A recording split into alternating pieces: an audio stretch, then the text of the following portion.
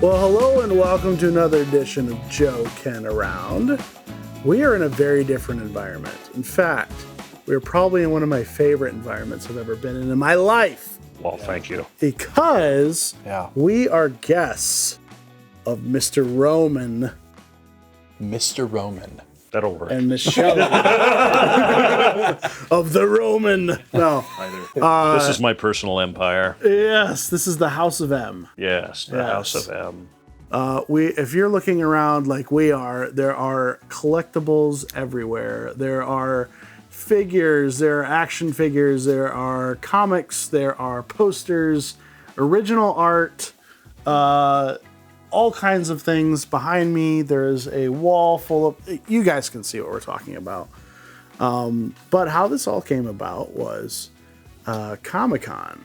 Yep, SC Comic-Con. Yep, Joe introduced me to these two young fellas here. Yeah, the youngest we know.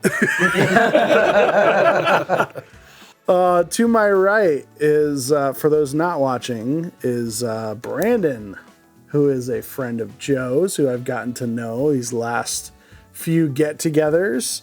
And Brandon has come along for the ride quite... like literally? Very gung-ho about this. He's not as nerdy, I would say, as I and Roman art would fall into. Joe's an appreciation of art, perhaps. And but you guys know each other. Yes. Through work and got to know each other. And so this has just been such a fun day. So we were invited over to Rome's house to come watch a film which we have never seen before. Which happens to be his very favorite film. Yes. Most favorite of all favorites. Yes. Called Metropolis. And it's a silent film created in 1927. That's when it premiered. Made When in it 26, premiered, yes. okay. In Berlin, a German film. Mm-hmm. And was way ahead of its time. Science fiction, very dystopian future. What they believed, the storyteller believed the future could be. And the way that it told the story was just had us all kind of very thoughtful and interested because of how much it connects to pop culture and science fiction today. Basically, every science fiction that ever came about has been influenced by this. You can... That's what we were saying. Tell, I think it's undeniable. Yeah. Both in the sense of Star Wars heavily, that's kind of the marquee of it is the robot, the machine man, that looks very much like C-3PO. Ralph McQuarrie, I believe, was the artist for the Star Wars that pulled from Fitz's film. Yeah. And so, I mean, it was a wonderful adventure. We watched the original cut. Yes. With the restored footage, which we'll dive into a little bit here. We'll let Rome go crazy with it. I don't think I want to be the one leading the charge. He's probably like, when are you going to stop talking? No, you're fine. You're fine. But, and I, it's something that I never watched before. So it was, I enjoy new experiences, but this in particular was pretty awesome. Excellent. Wonderful dinner by Shelley, who just killed it, and it has been beautiful. It's been an experience across the whole thing. This originally started as, hey, you want to come watch Metropolis, and they're first talking, and then it turned into a podcast, then a dinner, then a whole event. Video, podcast. We'll be here for weeks and weeks. Yeah, that's not my bed over there. Yeah. I'm claiming it. Yes. So after we talk about this, we're going to go through every single one of those long boxes and pull every single comic issue. Yes. And Rome's going to read them all to us. Yeah, I'll use my best narration voice.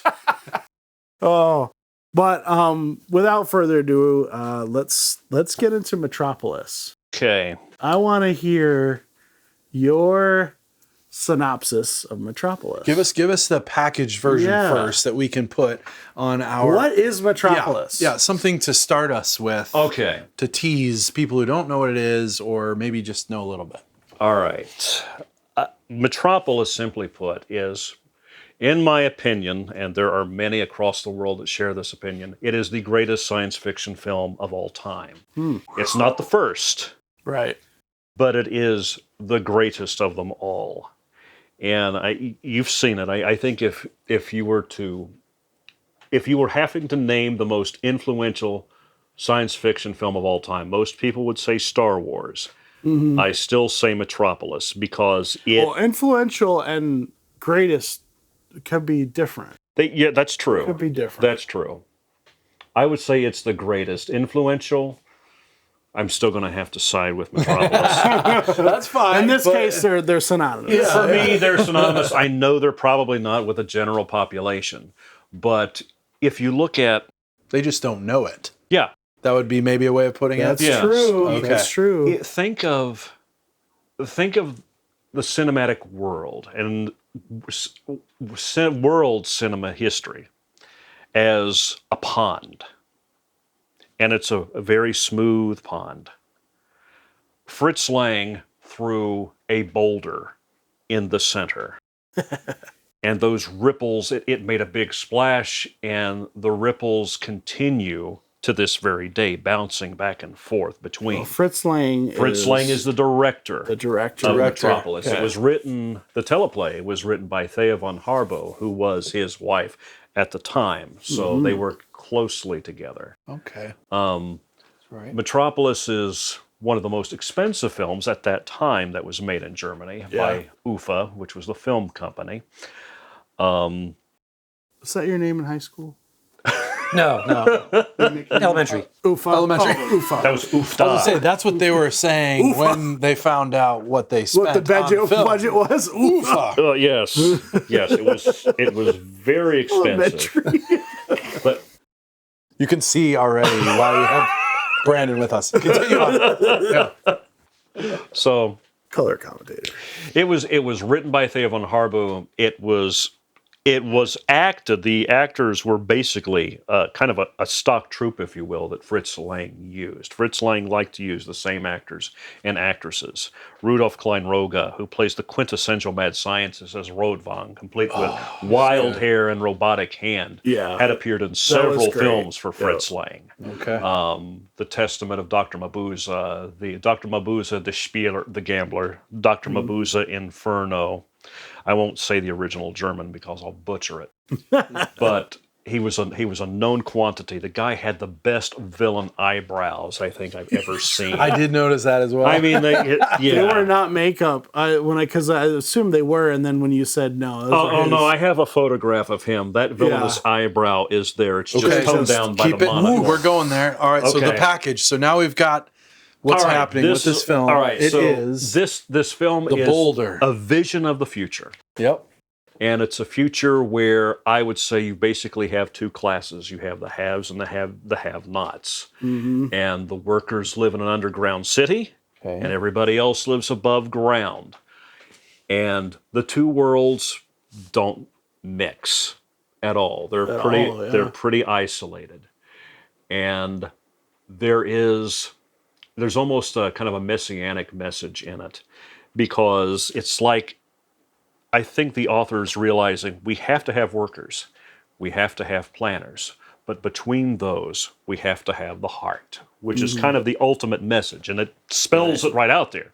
Between the brain and the hands, there must be a mediator, and that mediator Which must is a be the theme heart. that came up, Yes. throughout the movie. Yep. So it's basically, you have the brains, you have the hands, but we need unity and a heart between the two. If you want to encapsulate it in quickly, that's probably the quickest way I could do it. It's philosophical statement. Several main characters that embody this is you have like you said, you have the two classes and whatnot. There are characters such as 11811, 11811, who is a worker underground, and then you have the main protagonist, I guess you could say, who is Freighter. We're doing great.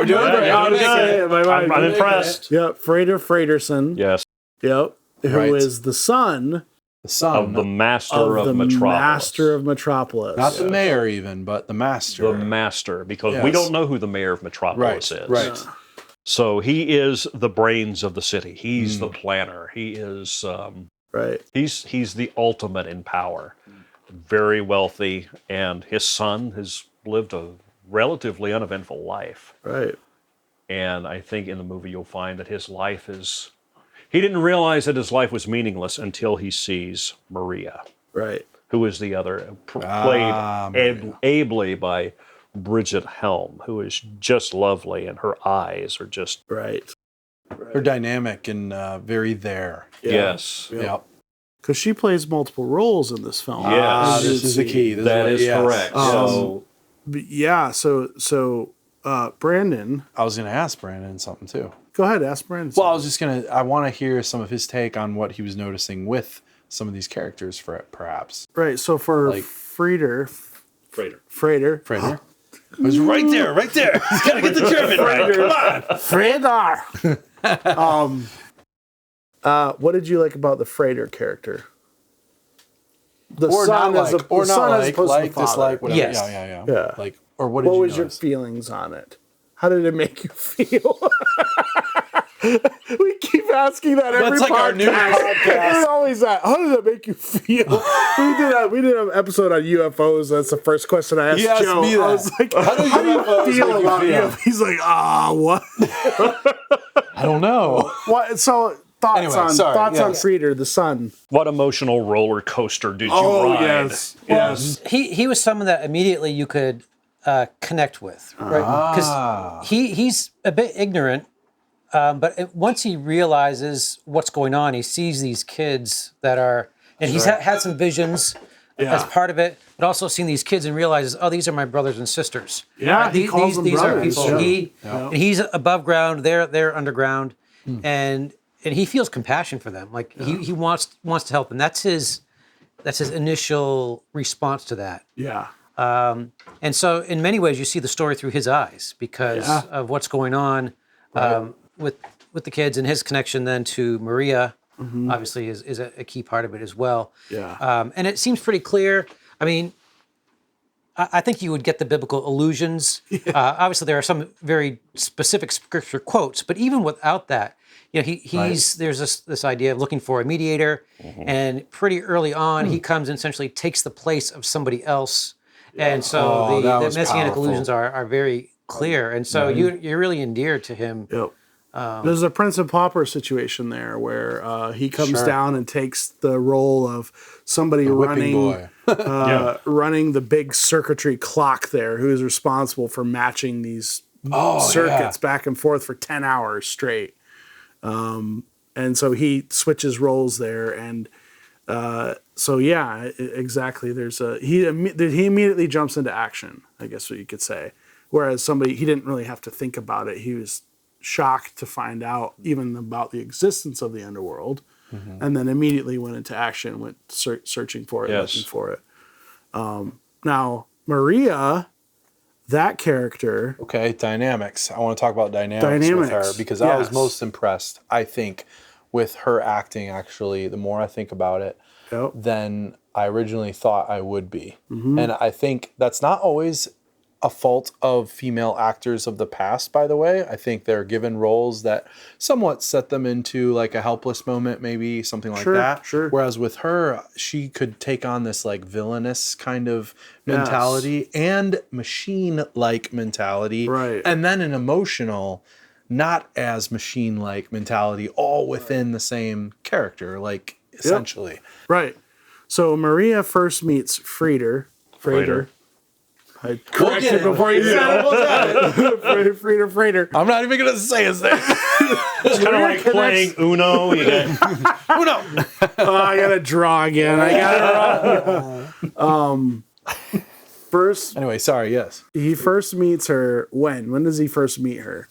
In the underworld, correct? no. No. She comes to the Club of the Suns. That's right. So he's chasing one of the girls in the Club of the Suns, which is kind of a very lofty and very Like high society. It's high society. yeah, rich people club. Yes, but mostly for the sons of Metropolis. So these Elite. Yeah, these are kind of like, for lack of a better word, they're kind of like the geisha girls of Metropolis. And so he's just having a great time.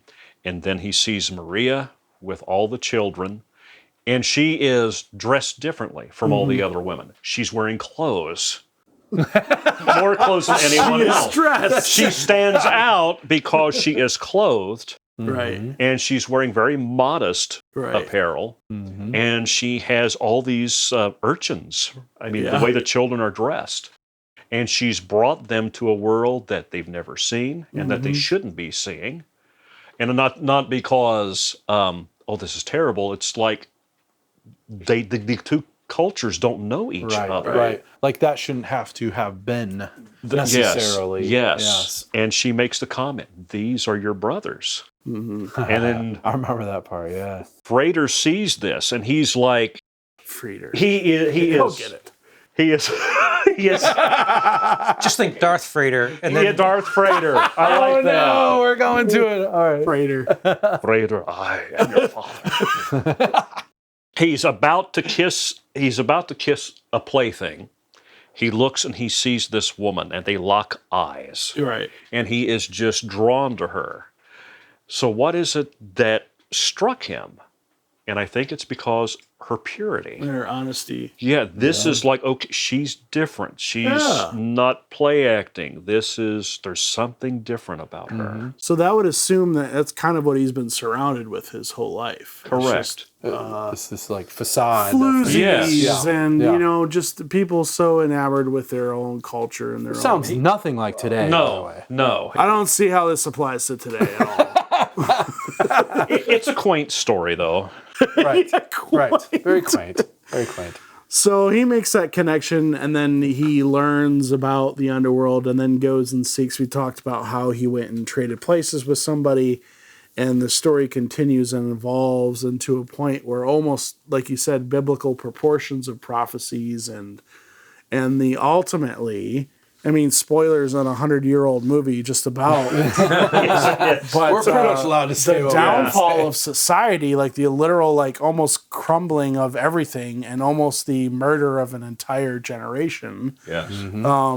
With no forethought. So, the villain, who I won't even attempt his name, Rotwang. With the great eyebrows and the robotic hand, creates a machine man. Yes. Very feminine machine man. Yeah, it's a machine woman, really. Right. But it's kind of like but mankind. Mankind, you don't say right. Man and womankind. It's mankind. Right. So this was machine kind. So this was an autonomous machine robot. Yeah, this was AI. Yeah. Yep. Yeah. Very. Yeah. Exactly. Wow. Mind blown. From the 20s. AI from the 1927 20s. AI. We're talking about it today. All right. And I had an aneurysm. But the design of that and the character that gets employed into the scene. So what happens is so powerful. What happens is that this ends up being turned into the face of Maria. Oh, he needs a subject too. Who was also the one preaching in the underworld about a mediator to come that would bridge the two gaps, and that was kind of everybody in the underworld's hope, if I'm thinking of that correctly. Yes. Yep. So she's highly regarded in the underworld, and then Frater. Very good. We're doing it. Frater has shown a special interest in her, and so the diabolical plan of Mr. Mechanical Hand is now putting the face of Maria on this autonomous robot. That is correct. And if you look, and it just occurred to me, when we first see, when Frater finds Maria in the catacombs, and she is preaching to all the workers, right? The candles behind her are arranged in such a way, and they've melted in such a way, she has a halo. Mm-hmm. And when you see the long shots, wow, she's very angelic. And she's very angelic looking. Yeah. When we see the robot, now you think she's got a pentagram behind her. Yeah, there's a lot of not pulling punches in this. Yeah, they just frankly kind of went stated. right to it. Yeah, for instance, when Frater is going in and out of, he's prone to visions. And he's prone to seeing what's beyond the veil of what he's seeing, and these rituals that are happening. it flat out says it. It's Moloch. Yes. And if any of you are familiar with Moloch in the Bible, it's not a nice little, club. Yeah. No. People are sacrificing Correct. children to it. And, Correct. horrific, just evil pagan cult. And that's essentially what was being brought in by this imagery. And then you see that later into with one of Joe's favorite characters, the Thin Man, who is the agent of Yes. the master of Metropolis. Thin Man, Frederiksen. epic. Yes. Fritz Rasp was the actor on that, by the way. Very cool. He was the one that was kind of the hand of the master of Metropolis. He was the henchman. The henchman. Yep. So from there, we get through this some drama there of mix-up of who's the real Maria, because Maria did not die. Right, because now it takes on the form. It took on the form of Maria to supplant kind of the like two entire... Marias. Right, so... Might be helpful, though, just maybe to have Rome talk about the background of the relationship between That's what I was going to ask. Frierson and the scientist, and they have a shared interest. Yeah. And I also have questions too. Like, to me, like, it's obvious who's the real villain, but okay, we can get that later. Oh, come on. Okay. What do you want me to ask? Well, I want you to ask those things. Yeah. I think that's tied in together. I say just mix it now. Let's do it. Like, the father, like, I'm wondering, like, is the father, in this sense, like, he's not, I don't think, the truly evil villain. He's dispassionate, but he's like, this is what I got to do to keep the city running, but he's not pure evil. Right. He does show signs of compassion, whereas the doctor himself works out of spite and hatred, and his motives are very obviously evil. To actually destroy the city. I would agree with that. Joe Frederiksen is very cold, very dispassionate, and there's 2 times that you see him emotional. Once is when he sees the huge bust of his dead wife. Yes.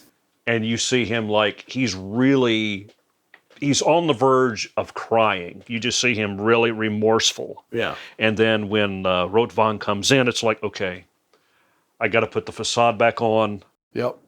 Calm, cool, collected. Yes, things. It's completely buried. Well, it's a shock too because he didn't know that bust existed of her face. It's like he had pushed this and Rotvang had created it, right? Yes. Because Rotvang yes, was in love with her as well. He was in love with her first. They were friends. If you read the book, they were a close-knit group, and he basically, Joe Frederiksen stole her away. Origin story. Yeah. I feel like that could be made. So Rotvang's brilliance Pre-Metropolis was needed for Metropolis. Joe Frederiksen needed Rotvang because he was the planner. He knew how to get things done. But the imagination and the ingenuity that belonged to Rotvang. So who created the machines that ran the city?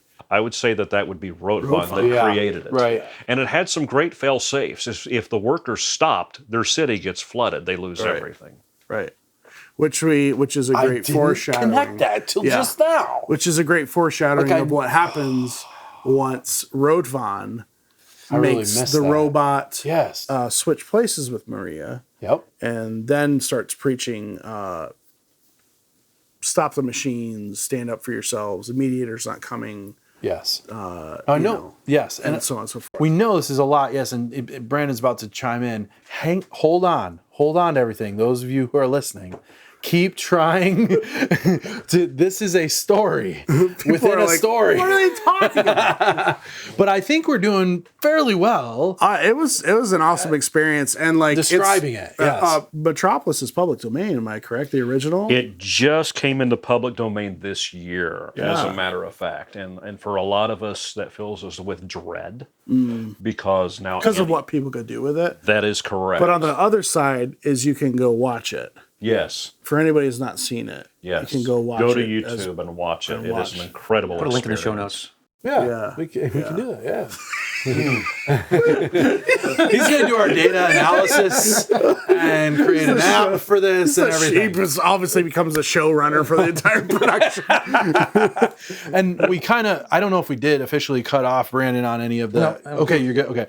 Because I love it when he does pull some things together when we have conversations and whatnot. So all of us, this is really, really cool. Like, keep hanging in there because I've been blown away by this. Movie in general. Well, and we want to talk a little bit about the context of this too. Is that Roman is very passionate about this, and which is kind of interesting for a film that's so old, but then also like powerful, forgotten in a way by the majority of pop culture today. I would say. Yes, I would agree. And to what, in a sense of, and specifically, I keep saying pop culture because science fiction is. It's to me it affected more than just science fiction, but science fiction and specifically, people don't even know that they were drawn to something because of the original influence of Metropolis to their show, to their creation, to their comic, to their film. You can hear Dad talking about how that applies to music, for instance. There's a lot of musical themes and ideas and stuff that we use today that he'd say, well, that came from Bach or whatever, you know, and that's where people who designed, who made the rules. Exactly. And that's how I view Metropolis is this is what created the formula for science fiction in so many ways. So you just want to talk about visual effects for a while. So many in-camera effects. Yes. The creation of the robot is probably the most watched scene and the most famous scene, and with the energy, the rings of energy as it goes up and down the robot, when you realize that this was done without CGI, they did not have the technology, anywhere near the technology we have now. They had to they had to film the scene with certain elements, rewind that film back frame by frame, reset it, get ready for this effect, run it through and film it, rewind it. Let's apply a film of triple exposure, quadruple exposures, all the same film cell. Exactly. Yep. And the patience that had to take and the length of time that had to take. Oh, man. Because if you mess up on effect number 4, you're ruined. You're ruined, and you don't know it until you've developed it and looked at it. Well, that's the timing was off there. The rings aren't even around. That part is what I was talking about earlier with the similarity, just a little bit, to Tron, with the idea that they would have to write code for a lot of the visual effects. They couldn't see it until that was the very first computer graphics per se, but it was not. There was no GUI. There was no GUI for it. They literally did numbers. They would type scenes in numbers. This goes from this pixel to this pixel. Right. Today it's drag and drop is what the culture is going to think of when you think CGI. Then they'd have to render the entire scene to see if it was correct. This is like X, Y, if, then, you know. The same level of painstakingly cell by cell. Back to Metropolis though, with those effects and that layer. Now, as an artist and a photographer, that blows my mind on a whole nother level too, with exposures and getting them proper, because not only are you thinking about, let's expose this film, unless they were using masking, which they could have, they might have to even adjust the exposure levels each time they shot it. And I think they did do masking because you would put a black outline that's of the robot sitting in her chair. So you could save that from being exposed. Correct. Overexposed. Yes. And then the rings went up and down that. Still the nightmares of bleeding and light and just a moment. I know what it feels like to just be like, oops, boom, burn. Hey, are you done in here? They open the film room, boom, film's gone. Yeah, absolutely. That sounds like something I would do to Brandon on some project, to be honest with you. He'd be in there like perfectly meticulously. He's building a house of cards. And he's like, and the last one. Joe's like, hey, how's it going? Hey, you got some coffee? Brandon just calmly says, yes, Joe. It's in the kitchen. I'll just restart this 12-hour project again. I was impressed at how Brandon really identified with Joe Fraterson in the film. Well,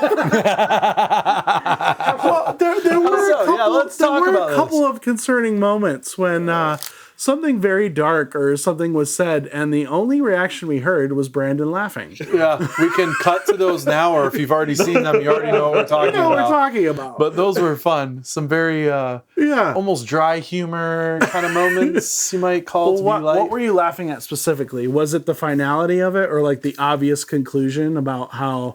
Like, so you're all dead. Yeah, well, like in the sense of like, well, you guys are getting what's coming to you because of your actions. No, not that exactly. I think in some ways it was surprising at how just blatantly evil he was. Like, he's talking about these kids down in the depths. He's like, well, that's where they belong. Like, it's just a matter of fact. That was the first moment that he laughed. These are not actually humans that are on my level. Yeah. And it just struck me as funny. No compassion. Yeah, the son was incredibly put by that. Right. Brandon thought it was great. Yeah. I didn't think it was great. Right. Brandon likes structure. No, but that's what we were laughing about. We were laughing just because of the comedic timing of it. Yeah. But one of the funniest scenes, and it wasn't supposed to be a funny scene, but part of it is because of the way it's shot. It's a little bit faster, and so they're up on the roof.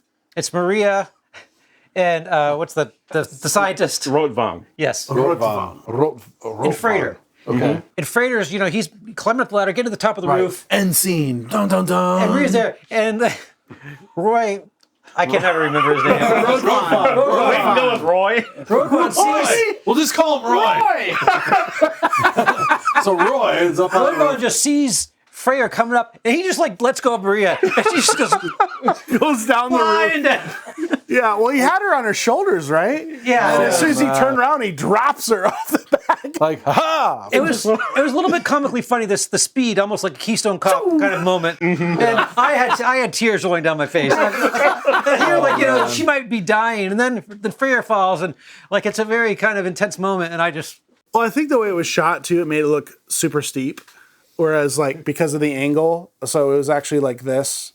As opposed so they to could safely this. roll down it or whatnot. But I was very surprised because and all that. It wasn't a dummy at any point in time. I don't think. I don't think it was either. I think it was actually the actress getting tossed. The one time you'll have to help me with the character here. I apologize, but the John Royce Davies kind of looking character. Oh yeah, the main worker. What's his name? Grote. When he grabbed her and was like, aha, the force with which these actors get thrown around. She was like a rag doll under his grip. I mean, well, the finale of the movie comes down to that, is where the underworld literally goes on a witch hunt because they've discovered that Maria has turned them against themselves. And in fact, they think they killed the children because the children were on a different level. No, the children were separate from the adults. No, the children were never evacuated. The family never went to get them. They all lived. So focused. They were correct. Let's destroy the machines. Right. And totally forgot about the children. So fake Maria gets all the adults to go destroy the heart of the machine. Correct. Again, the heart machine. The heart machine. The heart was the very big theme in this film. And they're very happy and they're destroying it and tearing it down. And then who says, what about the children? It was Grote. When he wakes up after being knocked unconscious by the mob.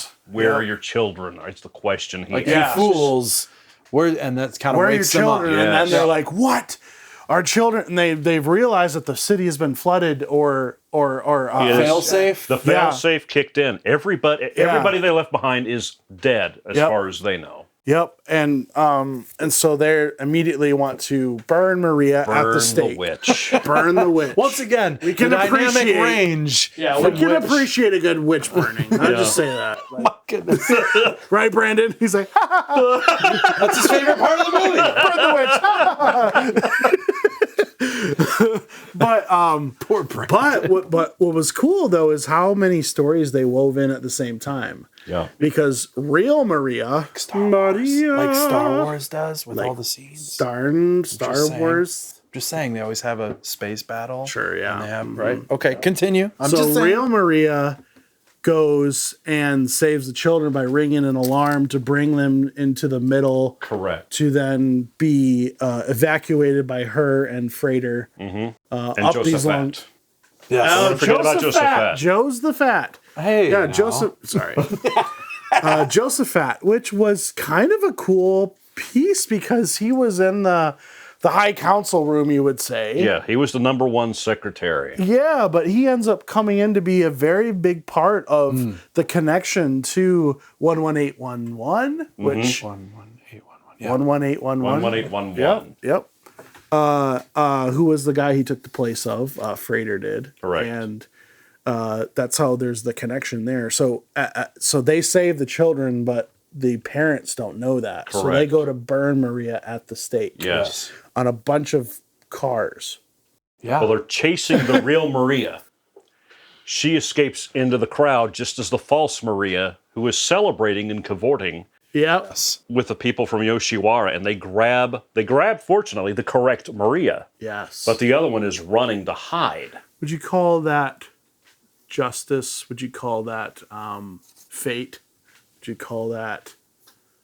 What would you call that? Yeah, Brandon. Well, When they happened, I feel like this when is they, a topic for because Brandon. I remember that, and you were like, "Oh, because he was explaining. He said it's very fast." correct. He said when she comes, there goes the real Maria, and then here comes the fake one, and then that's who they grab. And he responded, and he was like, "Oh, good, Irony. yep, oh, good," because Well, let him say. Fine. No. I didn't have anything incredibly brilliant to say. Oh, he said that whole thing up. I know, you said it so bad. Oh, that was a letdown. that's ironic. No.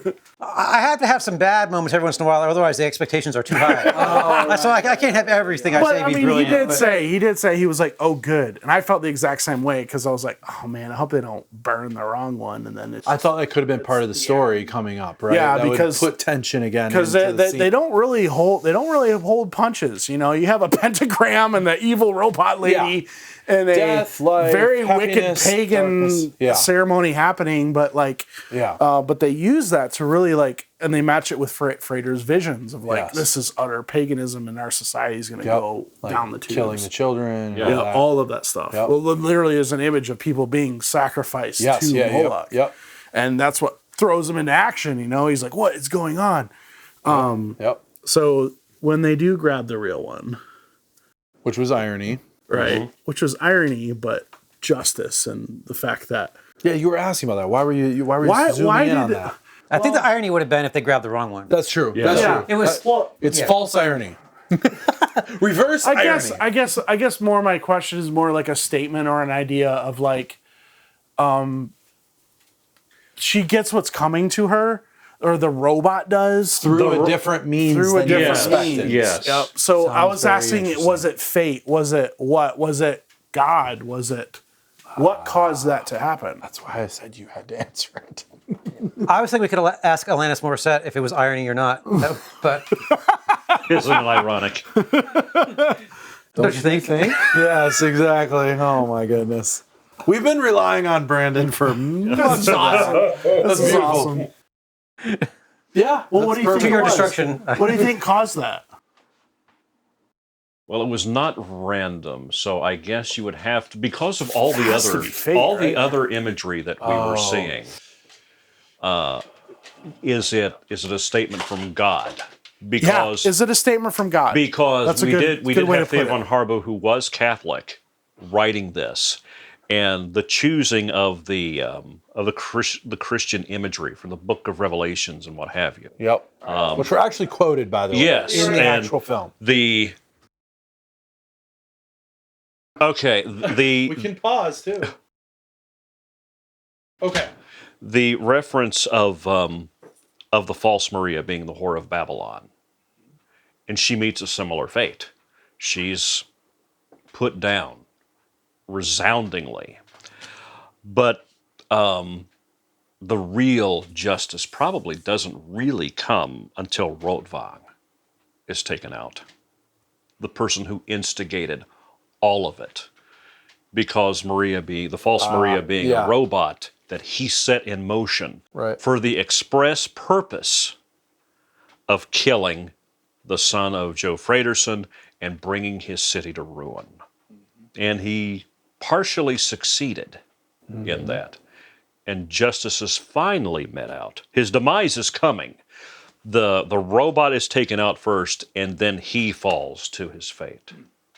So from that perspective, if you're going to tie it in to the biblical imagery as well, like Rodvan is the one pulling the strings, right? He's more of the Satan character, and biblically, Babylon, Satan is behind that, but that's just kind of a pawn or a puppet, right? And that's what the woman was. And so if they were to kill the robot Maria, they're not really resolving the problem. They think she's the one, but he's all the time controlling her. But then, of course, in fitting with the biblical imagery as well, Rodvan is ultimately destroyed, and the son is victorious. Yes. And he accomplishes, at the end, being that mediator. Yeah, right? at the end, he role. becomes the mediator. Which is obviously the main theme of being that heart in between Yes. and making that connection, which is absolutely awesome. And it states it right at the beginning of the film. Yeah, it does. And right at the end. It's book-ended. It's like, this is the message. This is how we get there, and here's the end of it. We have arrived. I feel like it's so awesome to see how this idea too could, I mean, we already feel, and I know that you do, obviously, that this idea is still meaningful to today. Absolutely. But also could be almost recycled in our thoughts and how we talk, and with AI being like about everything right now. It's almost like we're revisiting it in a more modern way again. And I don't know that it ever goes away. I think we'll always have the next thing that continues to develop from something that was it seemed original back then. It is original. It was very original. But I find that really fascinating, how much, in other words, and I like to say this for those who haven't seen it yet, it actually does connect your mind to things that are still, like something from the 20s, still has connections now to what we're even talking about today on a regular basis with our phones and AI and all that kind of stuff. So, and yet it was also through the eyes of, like you said, a very Catholic slash somewhat biblical viewpoint and perspective. And let me push back on that. Not push back against you, but just for the perspective of the viewer. I don't know if it was intentional to portray a biblical picture, but it definitely is pulling biblical allusions. But it's certainly not portraying an accurate biblical picture. No, correct. And maybe from a Catholic viewpoint, a little bit more. And I do have some background on this. So, and obviously, I think Maria and Mary it's probably very much intentional there. Yes, I don't think that's an accident. She has to be somewhat of a picture. So, growing up Catholic, I was taught to pray to Mary, and we were actually taught to pray even to saints and everything, and like that, and even to Jesus. And he would kind of go to the Father because the Father was a little bit more harsh. Very interesting. Really I think that would play in. And in this particular movie, that was very clear. Yes. That the Son was the one who took the initiative. He was the one who saw. But obviously, biblically, the Father and the Son are completely united. The Father initiates the plan.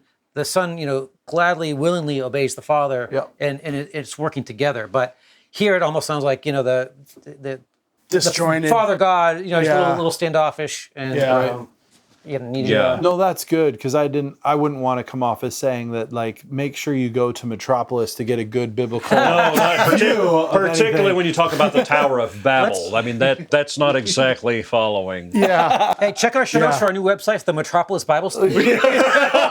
We're starting a new study Bible. Oh, no. This is not good. We're going to end up with heresy or something here very easily. JFV, the Joe Fredersen version. Yes. Oh, man. That's so good. But definitely bringing it to the idea that I was blown away by how connected I was to it.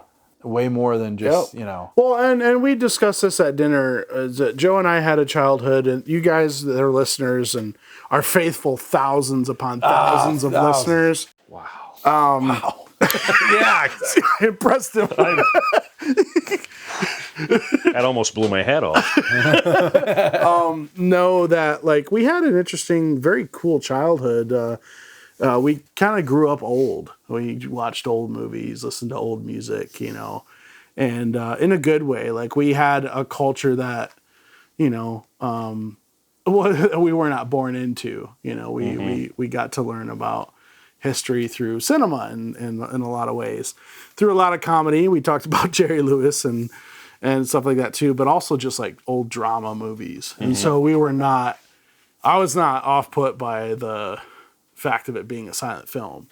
And the other thing too is that, holy cow, it was very clean.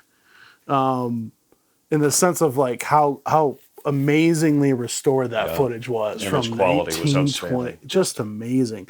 Because you also mentioned it was hand cranked, meaning that the reel as it was going across the photo sensor was being put through by hand. Yeah. I think there was a few cases where it wasn't, but that was the standard. But like sitting there just like, okay, go. Yeah. No videotape. This is exposing film. Yeah. There's no, let's just erase and start over.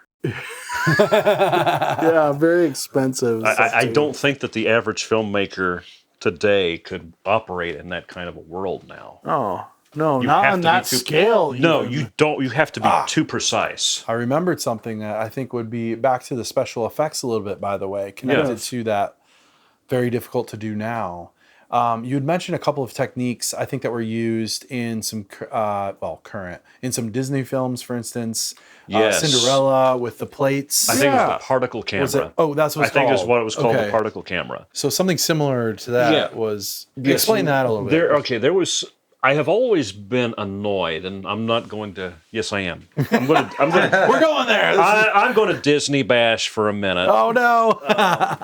I don't think everything Disney has done is evil. I don't think that at all. Tron was good, but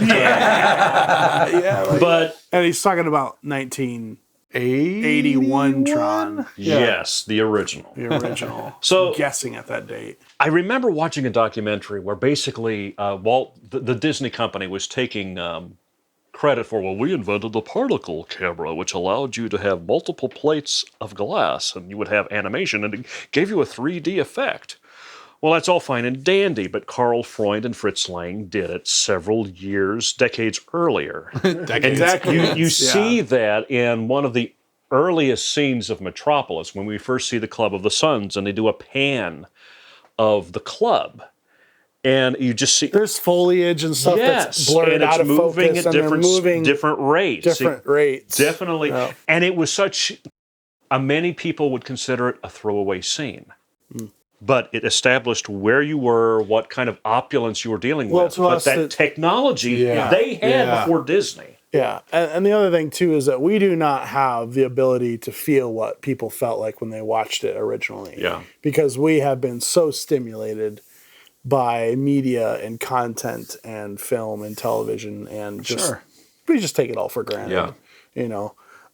It is a good point though on how I noticed this with like practical effects in some of the newer Star Wars reiterations. And we don't have to go into what you like, what you don't, that's fine. But all I'm saying is that there was kind of a cry to have some of that back. Yeah. Some of the puppets, some of the different, right? Because there was something there that was very creative and very like within us to desire to see it. Even just shooting on film. Yep. There's something to that as well. I know there's a lot of people that talk about this before, like Tom Cruise. Yeah, he will not shoot on anything that's not filmed.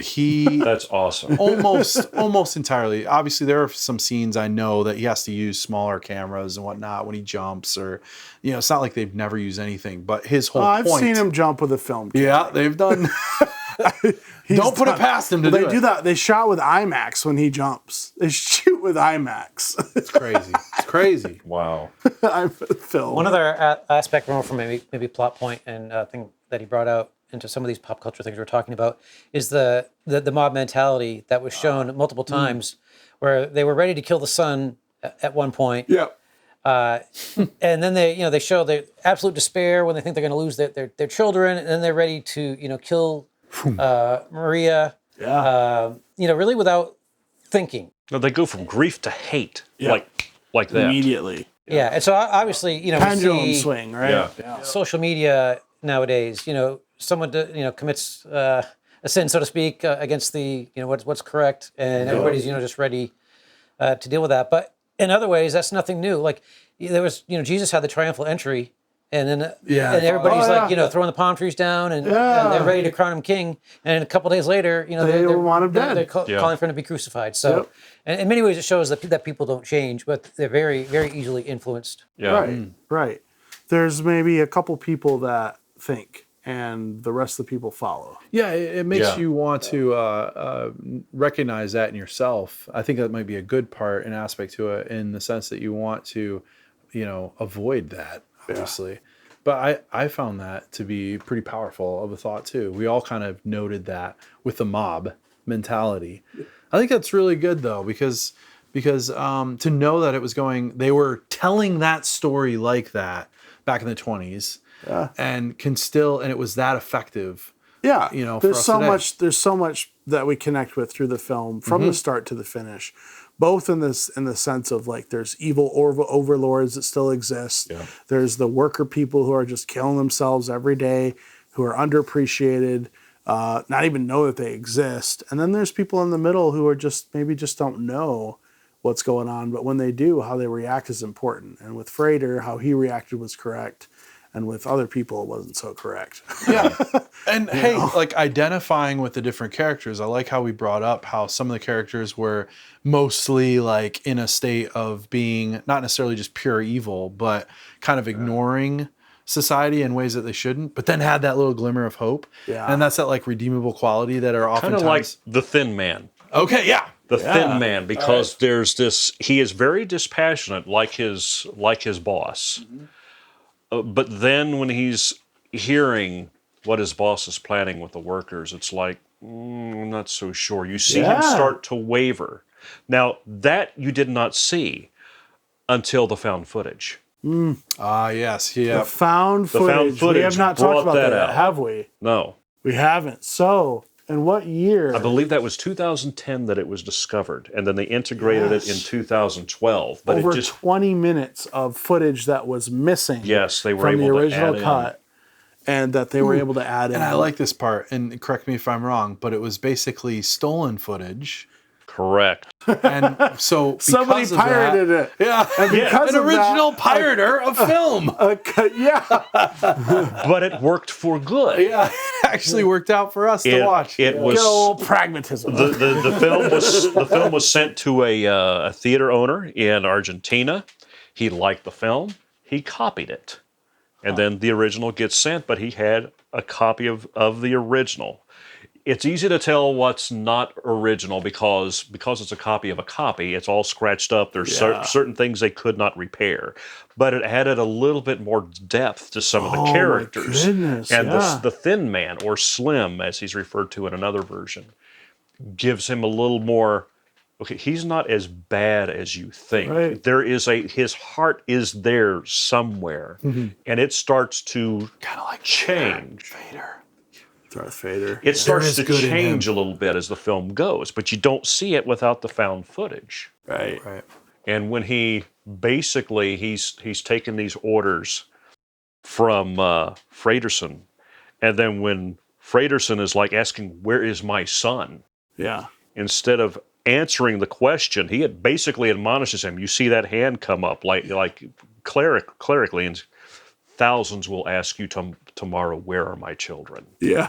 And it was like he cut Fraterson down to size. He finally drew a line. Yeah, he spoke truth to power at that moment. It's like, okay, he's laying it on the line. Yeah, like, how can you be concerned about one person when you're literally signing the death of how many people? Which, by the way, they had thousands of extras, you said. Thousands of extras. You can see in several scenes. The Tower of Babel scene. Yeah.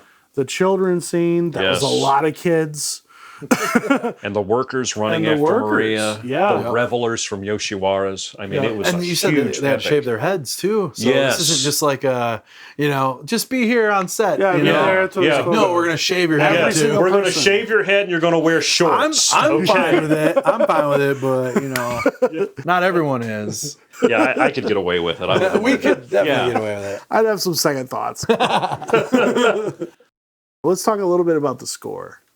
All right. So this was cool because what we heard when we watched it was a very clean, very modern sounding soundtrack. That is correct. And not in what was written, but was performed. yeah, what you heard is essentially what you would have heard had you went to the premiere at the Ufa Palace am Zoo in Germany when it premiered. It was performed by a live orchestra. And a lot of people's misconception about silent film, if you watch a lot of American silent films, the music that you will hear on the movie that you watch is stock music. It's been used in other things. It's kind of like Night of the Living Dead. If you listen to Night of the Living Dead, you will hear that music used in other films back in the 40s and 50s. Metropolis did not do that.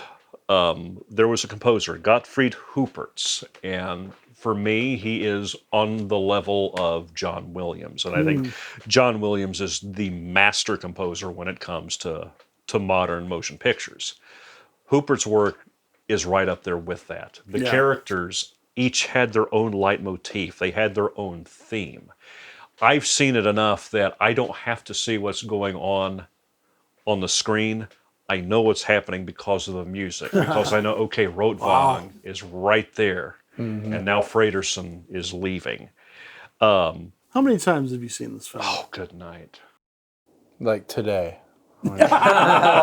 Just once. It is.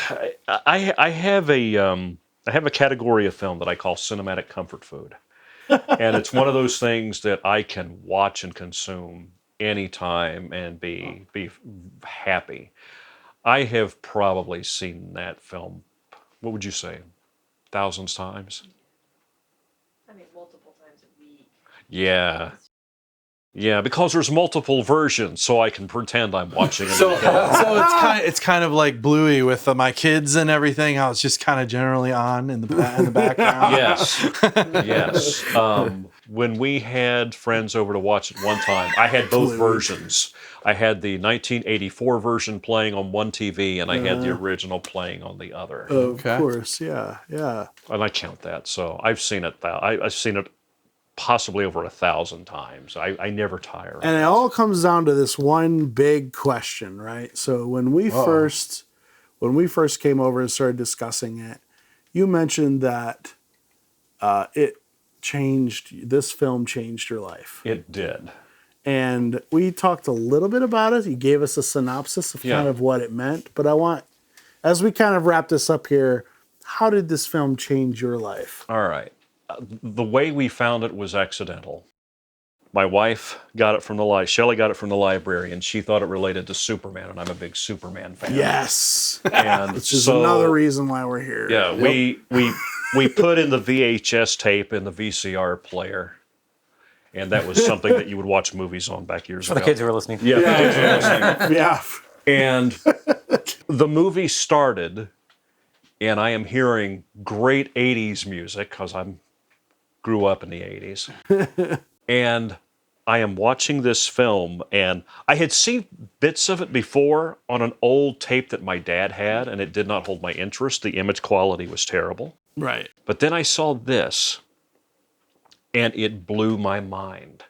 I was held because of the music at first, and then I started watching the imagery. And I was in awe that I'm watching a film that is from the last century, that was made with primitive equipment, for lack of a better word. Yeah. And they pulled off something that you would not be able to see without computer-aided graphics today. Yeah. It's like, oh my goodness, there is valuable films. There's something to see in the past. So I started going into the past to look for films. And it drew me into German cinema. And I am a fan of German silent film, particularly of the German Expressionist era. The film techniques, the lighting, the cinematography is so different when you compare it to American film. I think you had superior filmmakers back then. When you look at today, films are so formulaic. But back then, they were Right. breaking new ground. Right. And to see the foundation of what we have now, there is value to the past. And Metropolis is one of those gems that was so ahead of its time that it holds up today.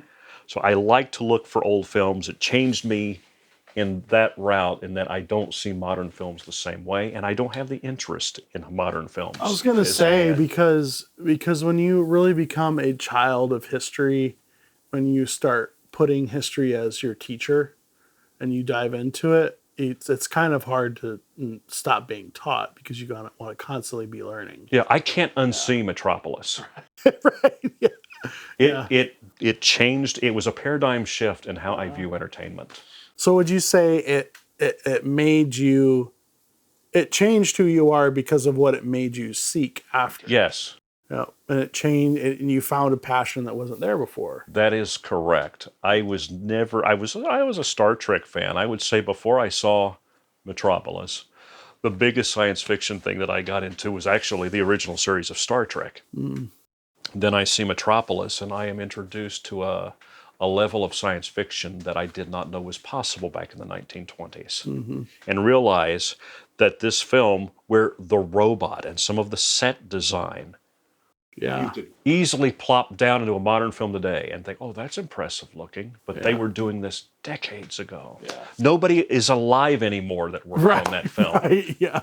And yet people would struggle to do what they did then with the technology that they have now. Right. Right. Yeah, it's That fascinating. was well put. Yeah, I think I like that. Brandon, has your life been changed after watching Metropolis? Answer carefully. It's I was waiting dangerous to- ground. I'm not trying to be disrespectful to Rome, but I just had to come over with that question to you. Honestly, it's probably too soon, right? You may Yeah, not that's have, good. like, That's even for true. Rome, like, you have to kind of contemplate it. So Sure. Oh, absolutely. the technical answer is yes, because everything we do at every moment technically changes us, but probably not in the really way that you're asking. There it is again. There it I is. like it. Very I'm good well with that. done. Straight to the point. I'm good with that. Yeah, and Metropolis being, I love that story of how, Metropolis, it has to do with Superman. You like Superman. And it sucked you into something completely new. Yeah. I love that story, and I love that side of it. And there's more to come. I have a feeling we may be back, and we might do another episode or two or three or four. They're going to have to pry me out of here because of all the extremely awesome collectibles and comic books. Super cool. I'm glad But we did until video. then, Yeah. until then, you guys are going to have to sit tight, because we have to get home. And Oh, we do? Yeah. Oh, it's been 48 hours. yeah. But thank you so much, Roman, for It was hosting, my and pleasure. Shelley for a wonderful Thank dinner, you. and Brandon Yep. for coming along. Thank you, Brandon. And just such a phenomenal time. And I think we were talking about earlier how kind of rare a group this is, because there's some age difference here. There's some culture difference here, like extreme culture difference here. And we were all able to sit down and enjoy a film that kind of changed history, and altered personal history See, and actual it bound history. us together. A It did. film so old just draws us even From closer. 1927. Pretty cool. That's right. Yep. So the next film we'll be watching is Mary Poppins. The quintessential Disney. Just kidding. Oh, but My yeah. heart just sank. But thank you all for tuning in. This has been an extremely special edition of Joking Around. And Joe, you have anything to say? Just that I'm Joe, Yeah, I'm Ken. and together we're Joking around.